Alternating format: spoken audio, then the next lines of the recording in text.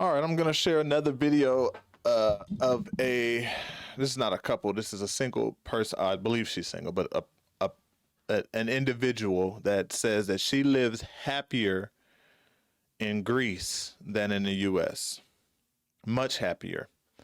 And she breaks down what she's doing, how much it costs.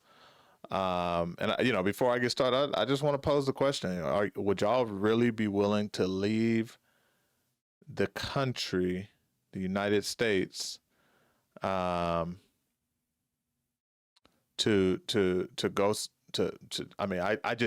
I don't know. Would y'all really be willing to leave the United States? Is it that bad? I know it's not great over here.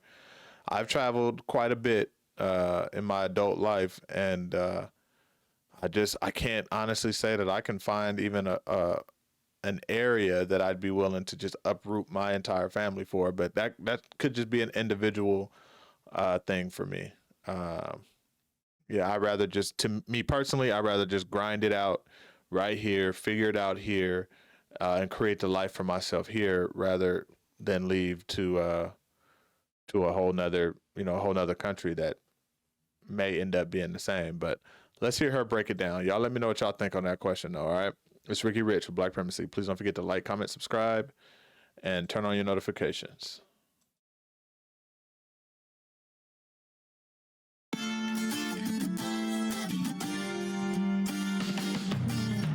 I think I've always really known that I wasn't supposed to be in the US. I've never really felt like I truly belonged there. Working as a digital nomad, I'm able to spend my days with my family and with my husband, and it's honestly made such a huge difference in our life. Being in the United States, it's all about hustle culture, and really your worth is tied into your productivity. But here in Greece, especially, just the European mindset is rest is really valued, and it's something that's made a really big difference in our life. My name is Kara Celeste West. I'm a luxury travel concierge and a travel content creator currently living in Greece.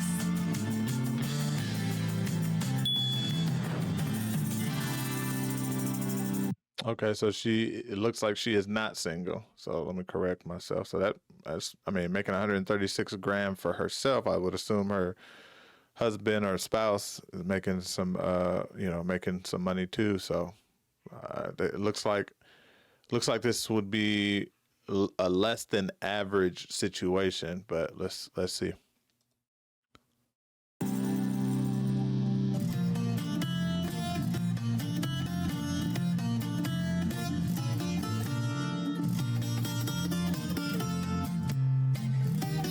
After I had my daughter, I was working for a German company at the time as a contractor in the United States. And because I was a contractor and not an employee, I didn't qualify for maternity leave. And when I started to find, other content creators, especially through social media on TikTok, talking about all of the different things that countries do for women, for children, for families, it really started to get me thinking of, well, maybe they do it better abroad.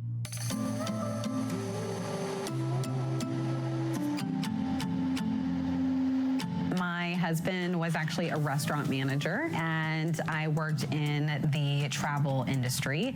So it was very similar to a company like Kayak or Airbnb.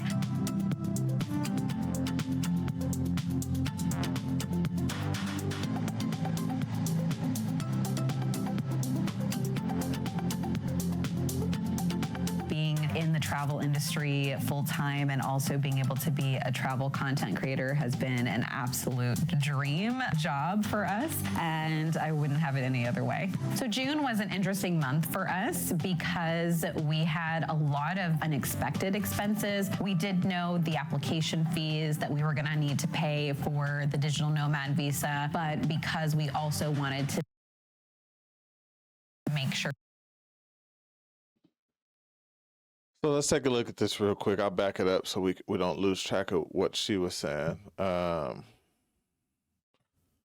take the moving expenses out of it because that's not reoccurring. Housing and utility is pretty decent.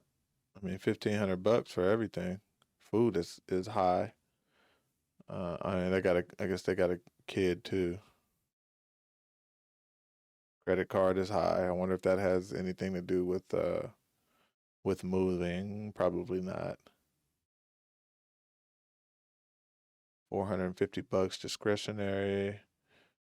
Transportation, medical is. I thought it was high. It was only high in. Well, I don't know. That's monthly though. That's yeah, that is high. That's high for the United States, in my opinion.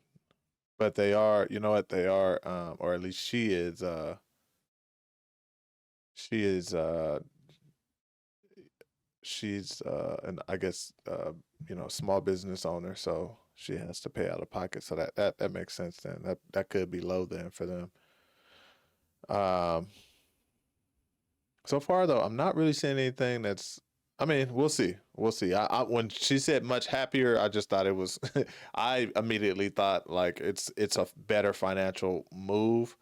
I don't. I may have missed where they said that they were coming from, where they came from, but um, so far, at least from a expense perspective, I'm not really seeing uh, anything like drastically different. But again, I thought of it as income. It could be other things that are making them happy. So I'll let her finish. That the visas were done right and properly the first time. We went ahead and also hired an attorney, which was also an additional expense. We had a couple of friends come visit us that month, so we were also entertaining as well, so eating out a lot more than we typically do. And also one of the things that I've been able That makes sense for the food then. Okay. that I've been able to do because we're able to live on one income abroad, and also too because the cost of living is much lower, I put as much as I possibly can into paying our debt. At the time of leaving the US, we had about $72,000 worth of debt. We did partner with a financial advisor who really kind of helped us figure out a way in which we could be strategic about managing the debt. Of course, one of the biggest things that's been super helpful is that I'm able to bring my job with me. This allows me to pay down my debt and earn a salary while still being able to travel and see the world. So we are still in a place where we're still paying down that debt, but the way I look at it is my debt is going to be the same whether I'm here in Greece, traveling and living abroad, or whether I'm in the United States. So, if I have to pay down the debt, I might as well pay it down with a good view.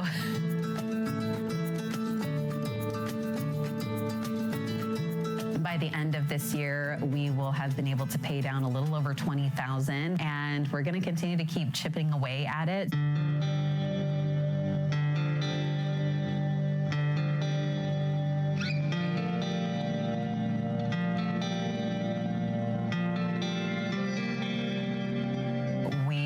Lived in Texas at the time, and it was absolutely devastating to hear this news. But unfortunately, it wasn't surprising to me. And it was truly in that moment that I knew I needed to get my daughter out of the U.S. for her safety.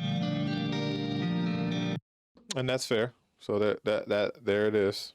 Like she said, there is some cost savings moving, but more than anything, just the craziness surrounding the shootings, and I'm sure all the other things that have been seeming to have an uptick over the last 4 to 8 years, right? So so that makes sense. I'm with that.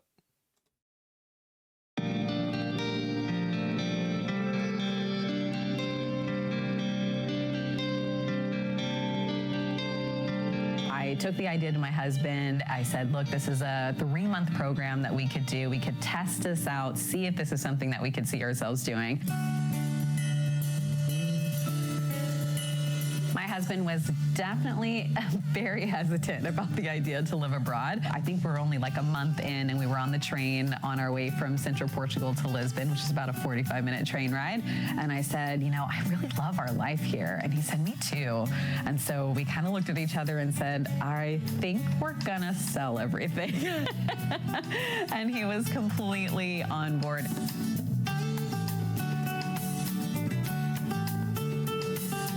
By the end of this year, as digital nomads, we will have been to 14 countries together as a family, which is incredible. Portugal, of course, Greece, where we are now, and we also this summer spent some time in Albania, which we really enjoyed, and also Belize and Mexico have been some of the places that we've stayed at the longest, where we've really gotten a chance to experience local life. As a Black woman, living and traveling through Europe has been so incredibly liberating. I feel so free here. I just get to exist in peace, and I'm not worried about someone following me around at the store or, treating me differently because of my skin color. I'm just seen as an American here.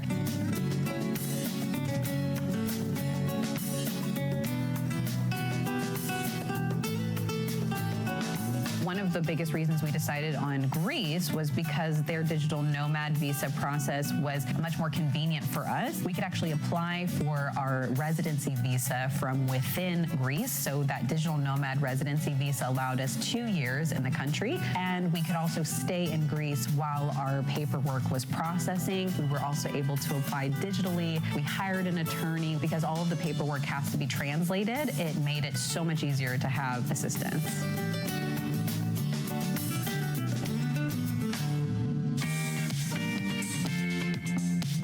I get this question all the time, is why did we decide on Greece? And there's a few different reasons for that. I wanted to be able to raise my daughter in a safe environment, and that's exactly what we were able to find here in Syros, Greece. The island is incredibly safe. One of the other biggest reasons was the cost of living. My husband and I were both working full time, and in order for us to save on childcare costs, we were working opposite shifts from each other, and that also meant that we never really saw each other. So what we've really been able to achieve by living abroad has been getting more time back for us so what we've really. Okay, there it is. There goes the breakdown. Still, I'll be honest. In my opinion, I mean, like she said, her main reason was for safety and getting away from all of the nonsense. So that's that. Like I said, I have no issue with that. But if it were only for financial reasons, this would not be enough. You're talking about $1,200 a month savings. I need something bigger than that to, because just flying, I would believe just flying back to the United States to visit friends and family, especially like parents and older family that you want to keep in touch with, in their later years, is going to run you, at least half that difference, if not the entire difference, right? So, so from a financial perspective, it's definitely not there for me. It's cool, but it's not there for me for sure, to save, when you do it from a percentage perspective, it's like 30%. So that sounds pretty nice, right? 30% less. But yeah, these numbers, it's just, I can't see it. But y'all, what do y'all think? Would y'all do it? Based on these numbers, would y'all do it? Or actually, no, based on everything, would y'all do it?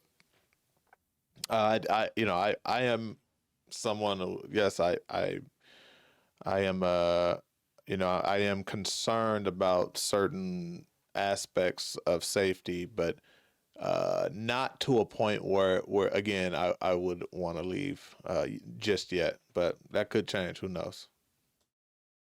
Been able to achieve by living abroad has been getting more time back for us as a family, and we spend so much time together now that we're a nomadic family.